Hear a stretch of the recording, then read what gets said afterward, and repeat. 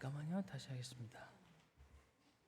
네, 오늘 말씀의 제목은 때문에가 아니라 위하여입니다. 지난주에 이어서 이번 주까지 우리는 빛 대신 예수님의 말씀을 함께 나누고 있고요. 세상의 빛이신 예수님께서 오늘 정말로 어두움 가운데 살았던 한 사람에게 빛을 주시는 장면이 오늘 이번 주 우리가 함께 보았던 시대의 소망의 장면입니다. 실로암 목가에서 태어나면서부터 수경되었던 사람의 이야기, 요한복음 9장 1절로 3절에 있는 말씀이 오늘 본문의 말씀입니다. 예수께서 길을 가실 때에 날 때부터 맹인된 사람을 보신지라. 제자들이 물어 이르되 라삐여, 이 사람이 맹인으로 난 것이 누구의 죄로 인함이니이까? 자기니이까 그의 부모니이니까? 예수께서 대답하시되, 같이 읽습니다. 시작. 이 사람이나 그 부모의 죄로 인한 것이 아니라 그에게서 하나님이 하시는 일을 나타내고자 하심이라 그랬습니다. 예수께서 길을 가실 때에 날 때부터 맹인된 사람을 보셨습니다. 날 때부터 맹인이에요. 답답할까요? 예. 몰라요. 네. 저도 이 문장을 쓰면서 그런 고민을 했어요. 태어나면서부터 단 한 번도 빛을 보지 못했어요. 사랑하는 부모님의 모습도 보지 못했어요. 좀 답답하겠다. 그러나 또 단편 생각해 보면 하나님께서 또 우리 인간에게 놀라운 은혜를 주셔서 시각이 안 보이면 대신 다른 게 발달하죠. 청각, 촉각, 후각 이런 것들이 발달해서 아마 그렇게 부모님의 모습을 더듬어 보게 되었을 것이라고 생각되어집니다. 어쨌든 이 사람은 태어날 때부터 맹인이었어요. 그런 이 사람을 보면서 사람들은 어떤 생각을 했을까라는 거예요. 어떤 관점으로 이 사람을 바라보았을까라고 하는 거죠. 오늘 본문이 우리에게 보여주는 첫 번째 이야기는 바로 그것입니다. 우리 주변에 현재 본문에 있는 사람은 날 때부터 맹인된 사람. 그러나 우리 주변에 그런 삶의 고난과 역경을 경험하고 있는 사람은 다양하죠. 그렇죠? 이 사람처럼 선천적 질병으로 고통받는 사람이 있습니다. 또는 후천적으로 고통받는 사람도 있지요. 후천적으로 중대한 질병에 걸려서 고통받는 사람도 있습니다. 또는 뜻하지 못했던 사건, 사고를 통해서 고통을 경험하는 사람도 있습니다. 사고로 갑작스럽게 사랑하는 이를 잃어버리는 이들도 있고요. 또 오랫동안 공들였던 사업이 순식간에 무너져 내려서 정말 인생의 어려움을 경험하는 사람들도 있습니다. 그렇게 우리 주변에 어려운 일을 경험하는 사람, 고난과 고통 가운데 있는 사람, 헤어나올 수 없는 역경에 빠진 사람들을 바라보면서 어떤 시각으로 그 사람들을 바라보느냐라고 하는 것이 오늘 처음에 우리가 보여지는 이 말씀입니다. 제자들은 태어날 때부터 맹인된 사람을 만났다라고 되어 있어요. 예수님도 만나고 제자들도 만났습니다. 그리고 그 사람을 딱 보는 순간 제자들의 머릿속에 맨 먼저 떠오른 질문이 있습니다. 그게 뭐냐면 이 사람을 보는 그들의 관점에 의하여 나타난 질문이죠. 뭐라고 질문해요? 라삐여, 이 사람이 맹인으로 난 것이 뭐라고요? 누구의 죄로 인함입니까? 자기 죄 때문입니까? 부모님 죄 때문입니까? 라는 것이 질문입니다. 즉, 이 사람들이, 제자들이 이 사람을 보는 관점은 뭐냐면 이 사람은 지금 고통받고 있는데 이 사람이 고통받는 이유는 분명히 뭐 때문이다? 죄 때문이다 라는 거죠. 죄 때문이다. 그런데 이 사람이 이게 태어나서 사고로 눈을 멀었다라고 하면 쉽게 누구 죄 때문이다? 자기 죄 때문이다. 그런데 태어날 때부터 눈이 멀었으니까 이게 자기 죄라고 말하기도 그렇고, 그럼 누구 죄 때문일까? 주님, 이게 자기 죄 때문입니까? 부모님 죄 때문입니까? 라는 것이 제자들의 질문입니다. 다시 말하면 제자들은 이 고통받는 사람을 보면서 어떤 생각을 제일 먼저 했는가 하면 이 사람 죄인이야. 이 사람이 고통받는 이유는 뭐 때문이야? 죄 때문이야. 그래서 고통받는 거지. 다만 그 죄가 누구 죄일까라는 것이 이 사람들의 유일한 궁금증이었다는 거죠. 유대인들은 이렇게 생각했다고 시대의 소망 471쪽에 기록하고 있습니다. 죄는 현세에서 형벌을 받는다고 유대인들은 일반적으로 믿고 있었다. 모든 고통은 고통당하는 본인이나 그의 부모의 어떤 잘못에 대한 형벌이라고 생각되어졌다. 여러분, 이 생각에 공감하십니까? 공감하지 않으세요? 공감하세요? 안 해요. 최근 뉴스에서 이슈가 되고 있는 한 해병대 대원의 갑작스러운 죽음, 누구 죄 때문일까요? 상사의 죄 때문에. 우리는 이런 사건들을 보면 신문과 뉴스에서 끊임없이 이야기하는 한 가지 메시지를 받습니다. 그 메시지가 뭐냐면, 이 사람이 사망한 것이 누구의 죄냐라는 거죠. 늘 우리들이 생각하는 생각의 흐름이 그렇게 흘러가요. 누군지 아시죠? 21살 아들이 아빠에게 몰래 엄마한테만 허락을 받고 오토바이를 샀어요. 그리고는 오토바이를 타고 한강대교를 가다가 미끄러졌습니다. 사고가 났고 현장에서 사망했어요. 누구 잘못이에요?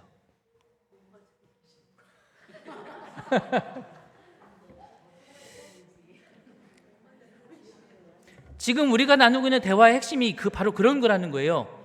사고가 났습니다. 사건이 터졌어요. 누군가가 사망했습니다. 누군가가 지금 가슴을 치면서 오열하고 있어요. 그럴 때 많은 이들이 흔히 하는 생각이 뭐냐면, 누구 잘못이야? 누구 죄야? 라는 생각을 불현듯 떠오르게 됩니다. 우리가 하는 생각의 방향이 그래요.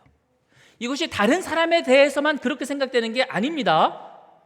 내가 나 자신에게 대해서도 그런 생각을 우리는 자주 합니다. 내가 갑자기 어떤 어려움을 당했어요. 그랬을 때 뭐라고 생각하죠? 내가 무슨 죄를 지었을까?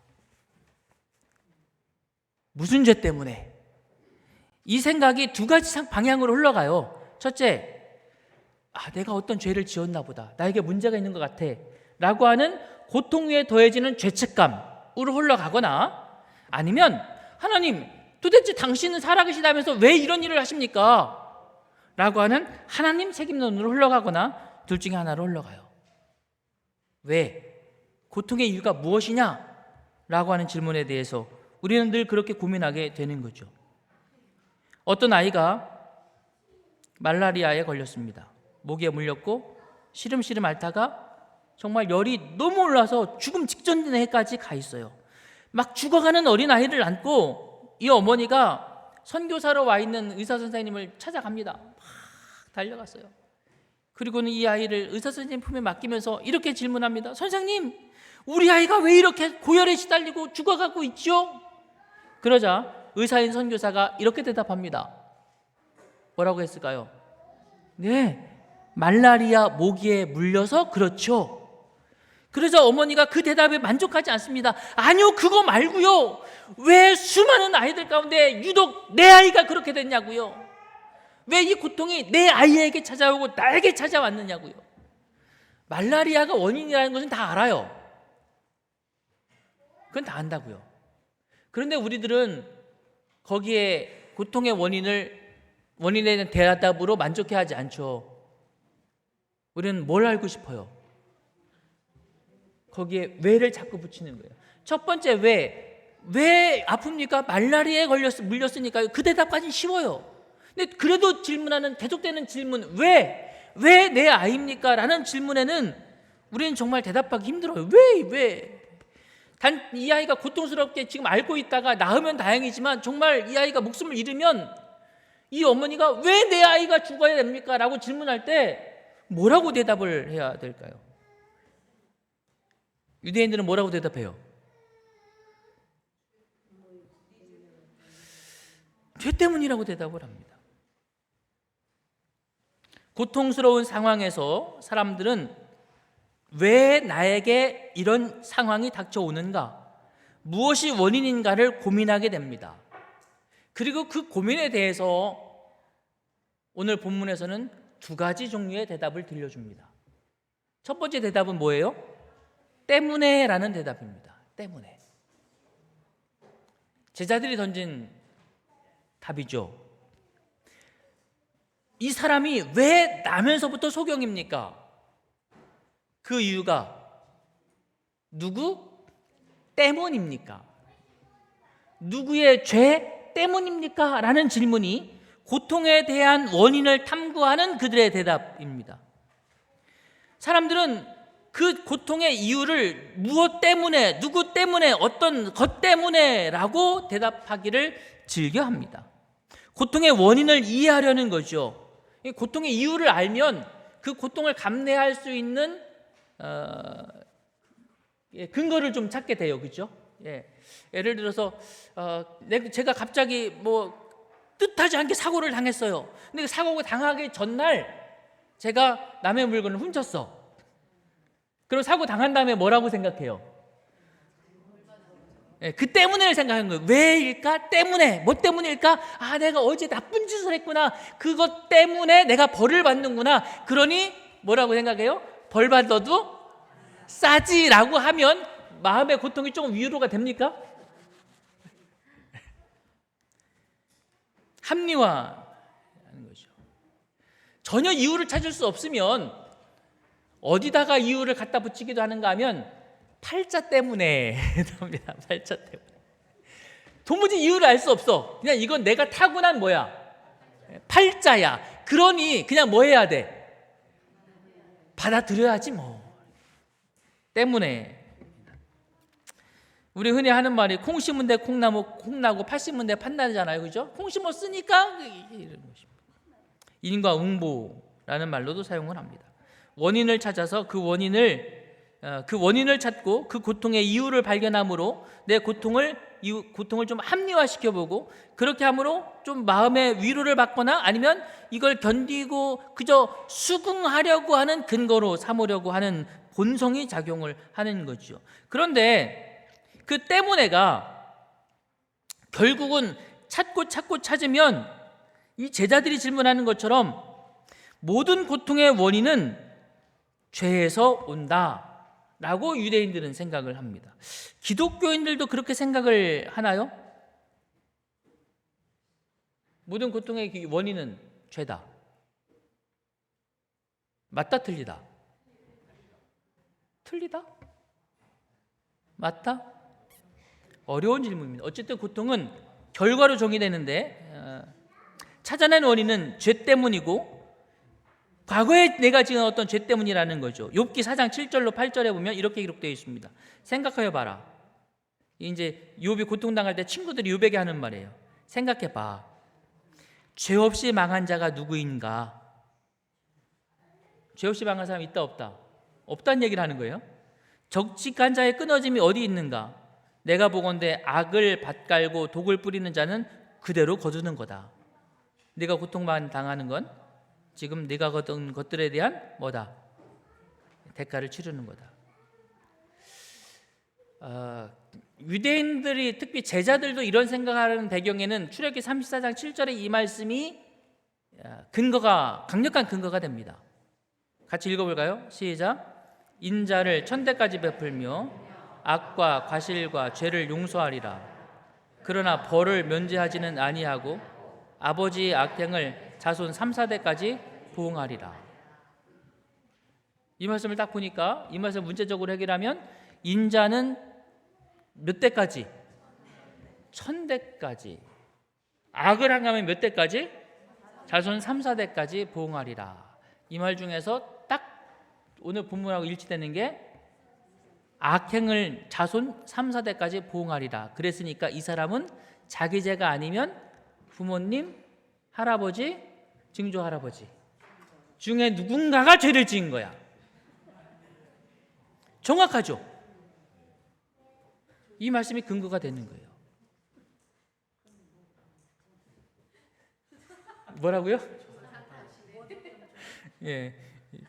지난번에 어떤 목사님이 누군가 여기 와서 설교하시면서 여기 옆에 분들이 설교를 너무 잘 들으신다고.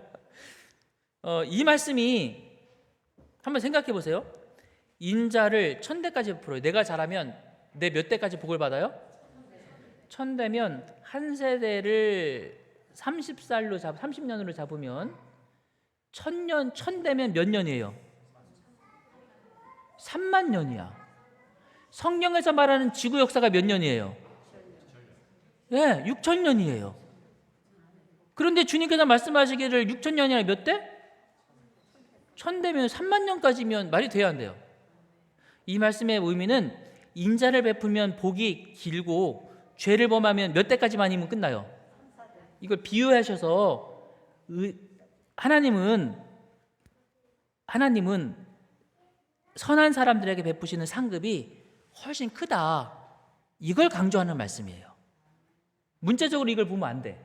문자적으로 보면 천대가 해석하기 어렵잖아요. 그죠? 문자적으로 보면 안 돼요. 그런데 위의 문자는 살짝 지나가고 밑에 문장인 자손 3, 4대까지 보응하리라라는 이 문장만 딱 잡아서 죄 때문이고 이 사람이나 부모가 죄인이기 때문이야 라고 사람들이 결론 짓는 거죠. 그럼 어떤 문제가 발생하는가 하면 니체가 말한 대로 아픈 사람을 나쁜 사람이라고 더럽히는 상황이 벌어져요. 그냥 아픈 사람이 아니라 무슨 사람이 돼버려요? 나쁜 사람이 돼버려요. 다른 사람에게도 그렇고 내가 나에게도 자꾸만 그렇게 말하게 돼요. 내가 왜 이렇게 고통받지? 내가 나쁜 사람인가? 내가 죄인인가? 죄책감에 시달리게 만듭니다. 시대의 수망은 471조 이렇게 말합니다. 모든 고통은 하나님의 율법에 대한 범법에서 초래되는 것이 사실이지만 이 진리는 곡해되어 왔었다. 죄와 죄의 모든 결과의 장본인인 사단은 사람들로 하여금 질병과 죽음은 죄 때문에 당하는 독단적인 형벌로서 하나님에게서 오는 것으로 생각하게 하였다. 그래서 큰 고통 혹은 큰 재난에 빠진 자들은 큰 죄인으로 간주되는 짐을 뭐예요? 더 얹었다. 이것이 예수님 이전의 죄에 대해서 생각했던 고통의 원인입니다. 하박국 1장 13절에 보면 이런 말씀이 있습니다. 주께서는 눈이 정결하심으로 악을 참아보지 못하시며 패역을 참아보지 못하시거늘 어찌하여 거짓된 자들을 방관하시며 악인이 자기보다 의로운 사람을 삼키는데도 잠잠하시나이까. 이 말씀 보면 앞에 한 말씀이 잘 지켜져요, 안 지켜져요? 의로운 사람은 1000대까지, 죄인은 3, 4대까지 잘 지켜져요, 안 지켜져요? 안 지켜져요. 그래서 사람들이 더 고통스러워해요. 이렇게 부르짖는 이유도 뭐냐면 죄는 때문에라는 생각이 있기 때문에 그런 것입니다. 죄를 지었으니 당연히 벌 받아야지. 근데 선생님 잘 돼요. 내가 하나님 믿으니까 잘 되어야지. 그런데 꼭 그렇지 않아요. 즉 때문에의 사고방식으로 보면 세상이 돌아가는 게 이해가 안 되고 하나님이 하시는 일이 이해가 안 되는 거죠. 그래서 하박국 선지자는 부르짖는 것입니다. 악인은 잘되지 못하며 장수하지 못하고 그 날이 그림자와 같으니 이는 하나님을 경외하지 아니함이니라. 세상에서 행해지는 헛된 일이 있나니 곧 악인들의 행위에 따라 벌을 받는 의인들도 있고 의인들의 행위에 따라 상을 받는 악인들도 있다는 것이라. 내가 이르노니 이것도 헛되도다. 더 이상한 일이에요. 내가 잘했는데 복은 누가 받아? 악한 사람이 받아. 나쁜 짓은 악한 사람이 했는데 피해는 누가 받아? 내가 받아. 사기꾼이 나쁜 짓 했는데 사기는 누가 당해요? 내가 당하는 거예요. 인과응보, 죄 때문의 원칙이 세상에서 지켜지지 않아요. 지켜져도 고통스럽고 안 지켜져도 뭐예요? 그래도 고통스러워요. 누구의 죄 때문입니까? 라고 하는 질문은 언제나 우리 모두를 고통스럽게 하는 질문입니다.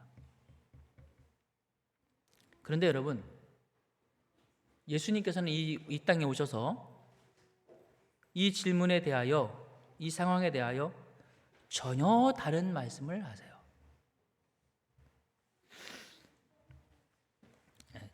좀 넘어갈게요. 3절 같이 읽습니다. 시작. 예수께서는 이렇게 대답하셨다. 자기 죄 탓도 아니고 부모의 죄 탓도 아니다. 다만 저 사람에게서 하나님의 놀라운 일을 드러내기 위한 것이다. 제자들의 질문은 무엇 때문에 였잖아요. 예수님의 대답은 무엇을 위하여 입니다. 전혀 다른 관점에서 상황을 보시는 거예요. 목적이 있다는 것입니다. 고통에도 이유가 있다는 것이죠. 그리고 주님은 그 목적을 찾아내십니다. 때문에는 내 삶의 과거를 돌아보면서 죄책감을 뒤집어냈다면, 위하여는 내 미래를 바라보면서 소망을 찾고 희망을 찾는 메시지입니다. 우리가 겪는 모든 상황 속에서 주님은 위하여를 찾으라고 말씀하시고 계십니다. 고린도후서 12장 7절로 9절, 여러 계시를 받은 것이 지극히 크므로 너무 자고하지 않게 하시려고 내 육체에 가시고 사단의 사자를 주셨으니 이는 나를 쳐서 너무 자고하지 않게 하려 하심이니라. 이것이 내게서 떠나기 위하여 내가 3번 주께 간구하였더니 내게 이르시기를 내 은혜가 내게 족하도다. 사도 바울에게도 고통스러운 게 있었어요. 이것만 없으면 내가 더 주님의 일을 잘할 수 있을 텐데, 그런데 하나님께서는 그에게 주신 그 가시가 신체에 있는 고통스러운, 특별히 사도 바울에게는 눈의 질병이었잖아요. 그 질병에 있어서 하나님께서는 그 질병이 가지고 있는 역할이 있다라고 말씀하시는 거예요. 그게 뭐라고요? 내가 자고하지 않게 하려는 거다. 사도 바울의 경우에 그랬던 것입니다. 그러나 이 본문 속에서 우리가 발견할 수 있는 것은 사도 바울이 가지고 있었던 고난에는 하나님이 가지고 있었던 뭐가 있었다? 이유와 목적이 있었다. 오늘 이 태어나면서부터 맹인이었던 이 사람을 바라보면서도 주님께서는 말씀하시기를 이 사람의 이 삶에 하나님께서 가지고 계신 목적과 이유가 있었다고 말씀하시는 것입니다. 그 이유가 뭐냐면 하나님의 영광을 드러내는 것이었다고 하는 것이지요. 사랑하는 믿음의 성도 여러분, 오늘 우리들의 삶 속에 겪는 문제를 바라보면서 우리가 때문에가 아니라 위하여로 보시는 예수님의 새로운 관점, 이 혁명적인 관점이 오늘 저와 여러분의 관점이 되어지게 되기를 간절히 바랍니다. 시대의 수방 471쪽에 있는 말씀을 함께 읽어볼까요? 다 같이 시작. 제자들은 누가 죄를 지었느냐 혹은 안 지었느냐에 대하여 논의할 것이 아니라 소경의 눈을 밝게 하시는 가운데 나타난 하나님의 능력과 은혜를 깨닫도록 요청받았다. 즉 지금 그들 앞에 놓여진 이 상황을 바라보면서 누구의 죄 때문이냐를 논의하는 그것을 중단하고 이제부터는 새로운 관점으로 보라는 것입니다. 하나님의 능력과 은혜가 임할 것이다. 그렇게 요청을 받았어요. 사랑하는 믿음의 성도 여러분, 오늘 저와 여러분은 삶에서 어떤 문제를 경험하고 있습니까? 혹 그 문제 때문에 그것이 신체적인 어려움이든 경제적인 어려움이든 관계의 어려움이든 어떤 어려움이든지 간에 그 어려움 속에서 혹 우리가 내가 무슨 죄를 지었기에 라고 힘들어하지는 않으셨습니까? 그러나 여러분, 오늘 주님께서 주시는 이 말씀을 받으시게 되기를 간절히 바랍니다. 때문에가 아니라 그 모든 것들 속에서 하나님은 여전히 역사하시고 주님의 뜻을 이루어 가실 줄로 믿으시게 되기를 간절히 바랍니다.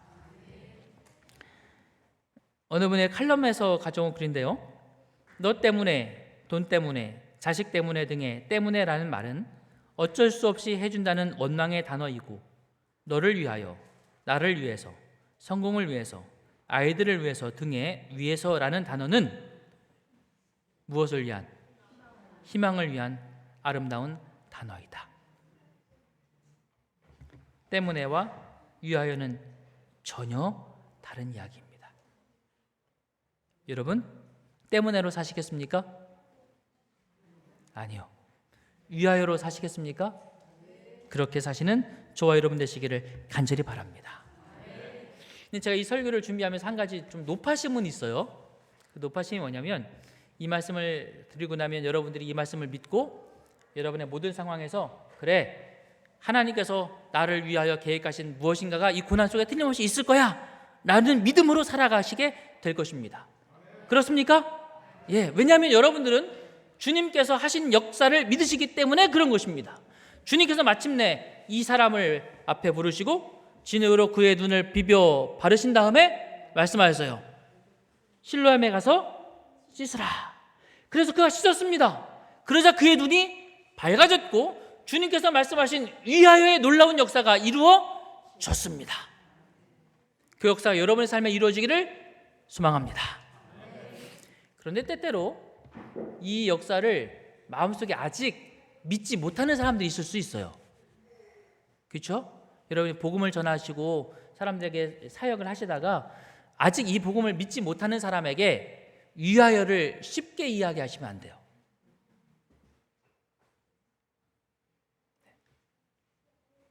자녀를 잃고 비통한 마음 가운데 울부짖고 있는 부모에게 자식이 죽은 건 하나님의 위하여의 목적이 있을 것입니다. 그걸 믿는 사람에게는 하나님의 놀라운 역사가 분명히 이루어지고 그 마음의 소망과 위로가 쌓입니다. 그러나 아직 그 믿음이 없는 사람들은 위로가 아직 안 돼요. 아직 안 돼요. 제가 말씀을 준비하면서 여러분이 그 믿음을 갖되 그러나 사람들을 도우실 때에 그때는 위하여의 기별보다는 여러분이 그 사람을 위하여 존재해야 합니다. 아시겠습니까? 어떻게 위하여 존재해야 돼요? 안아주고 품어주고 같이 있어주고 사랑을 주고 눈물을 닦아주고 그의 빈 마음을 채워주기 위하여 존재하시는 저와 여러분 되시길 바랍니다. 그것이 예수님이 하신 일입니다. 예수님은 그에게 위하여의 소망을 주셨지만 예수님이 그곳에서 그를 위하여 무언가를 하신 것 아니겠습니까? 그러므로 오늘 위하여가 소망이 되고 위하여가 저와 여러분의 사역이 되어지게 되기를 바랍니다. 말씀을 마치겠습니다.